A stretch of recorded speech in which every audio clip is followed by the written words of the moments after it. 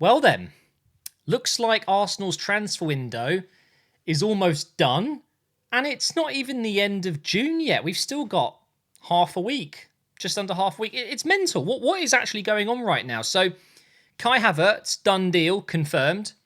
Declan Rice seems to be imminent in the next 24, 48 hours.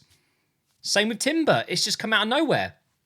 And this isn't Arsenal. We don't do this. Having been a fan since 2000 or 1999 really, and obviously as I've grown older and experienced the club's transfer policies and transfer strategies, this is completely abnormal. I want to say the last 3 years, especially since Arteta has come in and since Josh Kroenke has taken a bit of a leadership role there, the transfer windows have been much, much more impressive. But this is a whole new level. We're dropping £100 million on one player. Arsenal. This isn't City. This isn't Chelsea. This isn't Manchester United. This isn't Liverpool. We are now matching these guys and going for the best players that are available. And it's not just going for these players, it's getting these players. Declan Rice supposedly has chosen Arsenal over Man City. Man City put in a huge offer. I think Arsenal have beaten it just slightly. But Man City have then pulled out because there's no point putting in a bit more money if Declan Rice really wants Arsenal. You don't want to sign a player that doesn't really want to join, right? He's effectively said trophies, recent success, maybe even more money, guaranteed success in the future. No, I want to go to Arsenal. I want to stay in London. I believe in Arteta. I believe in whatever Arsenal are doing right now, and I want to be a part of it. And that is just huge. I'm so proud of that. And of course, with the Timber deal, we'll talk about that a little bit later. Let's start with Havertz, shall we? Havertz was announced late last night. I think it was like 8 p.m. UK time, which is kind of random, I thought. But I think it's probably because it was all leaked. We all knew that Havertz was joining, but a few nights before, the actual content, the actual announcement videos and pictures, they were all leaked. And I don't understand how that's happened. The guys that travelled, I think it was to Kepa's wedding, where Kai Havertz was with a bunch of Chelsea teammates and Kepa's friends and whatever. I think the Arsenal team have literally travelled there and they filmed all of this stuff. And somehow, whether it's an Arsenal employee has leaked it on purpose, maybe he's been instructed to leak it, who knows? Or maybe a hard drive got pinched. I don't know, but Havertz was announced. It is a done deal, £65 million. I'm happy with it. I don't need to go into Havertz too much. I have already talked about him and where I think he's going to fit into the Arsenal side. I do think he's going to be playing as a number 9. I do think he's going to be dropping slightly deeper. And I think effectively he could help on that right side as well. He's very effective on the right side. I think overall, he's just going to be an addition to the midfield and the attack. And he's going to provide goals and assists. That's what he is there to do. And it's a good signing. It's a shrewd signing. It's expensive. For example, we've got, let's think of some recent transfers. Maddison has gone to Tottenham. Ugh. Poor guy. For, I think, £40 million. We've got Mason Mount going to Manchester United for £60 million. Both cheaper than Havertz. But Mason Mount isn't at that level yet. I think he will probably reach it. I think he'll do well at United. But he's not as internationally renowned as someone like Kai Havertz, for sure. And, of course, Maddison, having played at a club that just got relegated, different levels. We're looking at Kai Havertz, a goal-scoring Champions League winner. You know, he scored the winner against City a couple of seasons ago to win the Champions League. He scored plenty of goals over the last 3 years for Chelsea. It hasn't quite worked out well, but for Germany, for Leverkusen, top player. So it's exciting. Not the most efficient way to spend 65 million, maybe, but who am I to judge? I'm someone watching from home and looking at stats and stuff.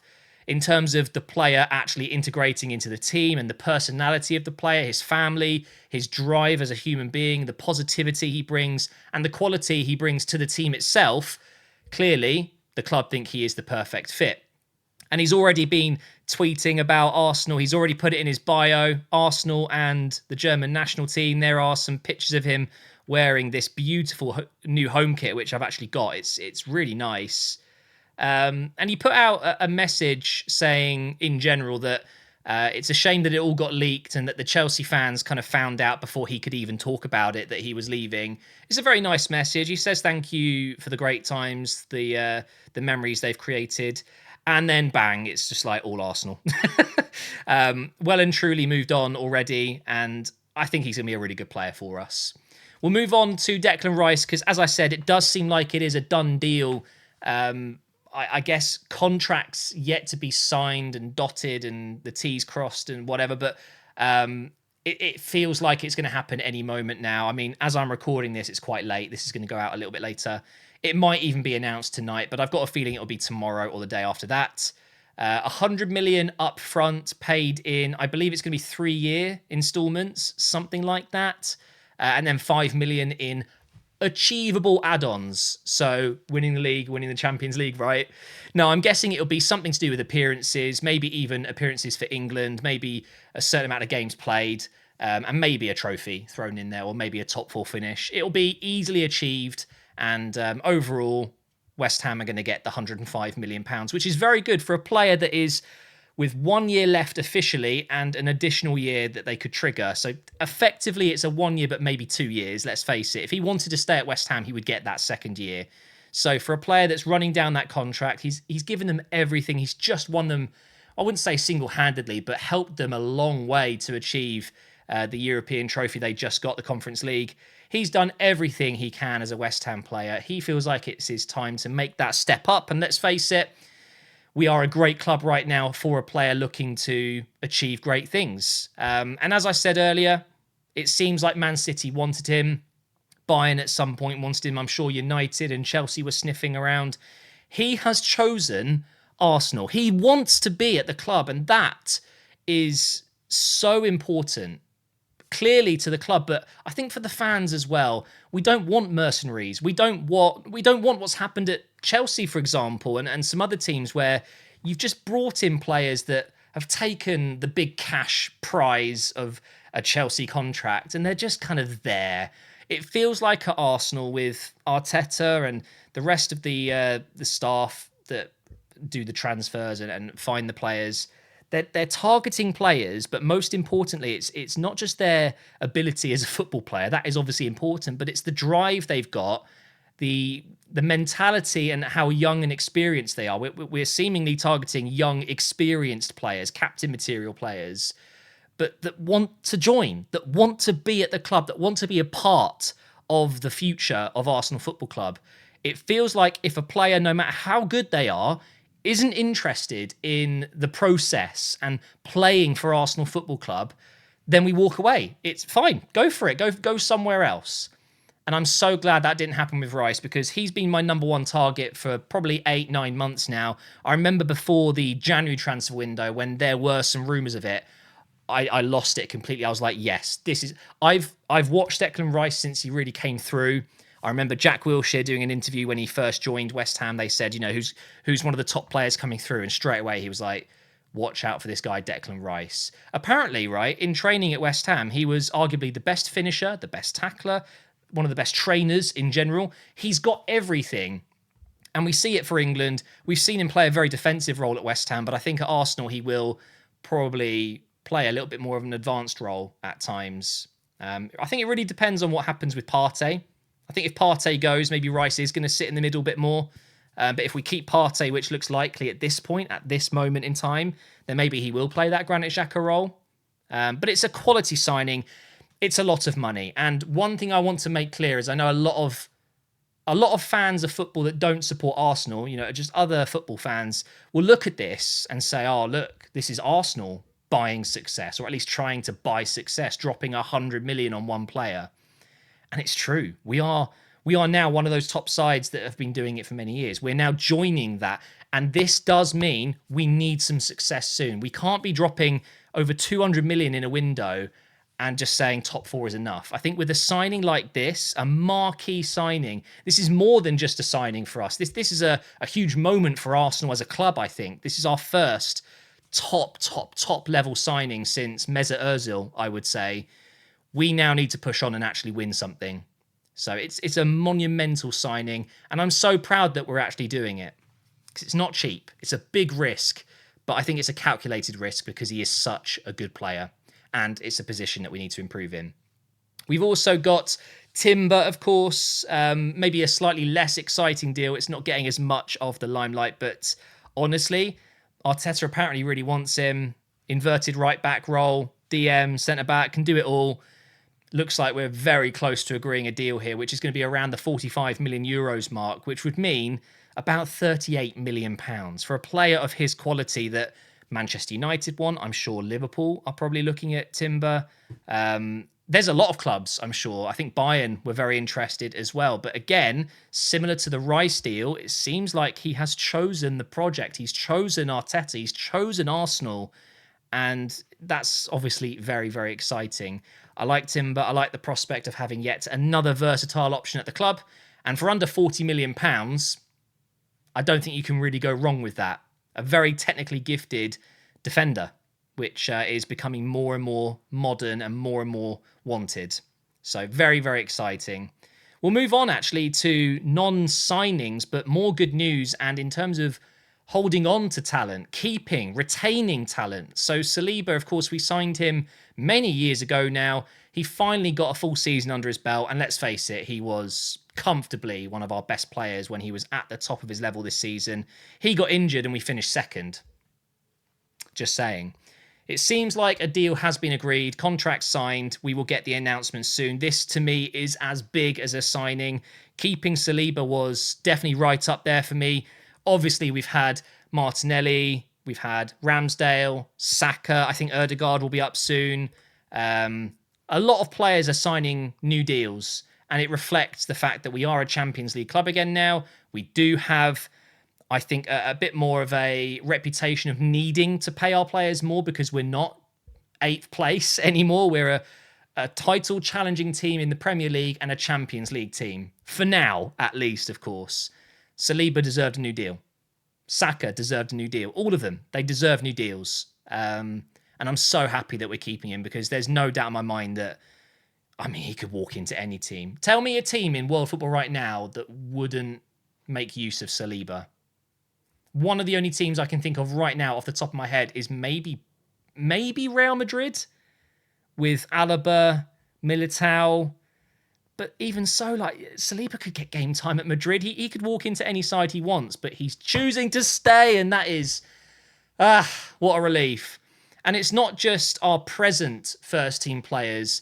There is one player that we saw last season. He made a substitute appearance against Brentford, I think it was, at the age of 15. The youngest player to represent a Premier League club, I believe.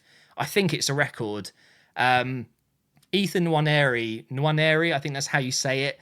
He looks to be a future gem. We hear many things about him. And we've been hearing for a few months now that he was effectively turning down any contracts from Arsenal and he was looking to get a lucrative move away. Let's be honest, it's not just a move away, it's a lucrative deal. There's, again, no doubt in my mind that Chelsea, City, I think that was the main two, would have been tempting him with some big money. And I'm sure his agent, being the greedy B words they are, would have been saying, take it, because obviously they get a cut. And it sucks to me because I look at Arsenal now, you see Saka coming through the ranks, Smith Rowe and Nketiah, back when Wilshere came through. There is a clear path at this club for players like Ethan to go through and reach the first team. If you've got the quality and the mentality and the drive to play for this club, you will. It is as simple as that. We give players a chance. And it seems like, at least as of almost 6-7 hours ago, the latest is that he's going to be signing a scholarship and staying at Arsenal. He's turning 16 soon, or is he 16 already? I think he might have turned 16 already. Obviously, you need to be 17 to sign a pro contract, Looks like it's going to happen at Arsenal, which of course is really, really good news. It's not just about signings, it's about retaining players as well, which is another reason why I was so happy when Saka signed his deal as well.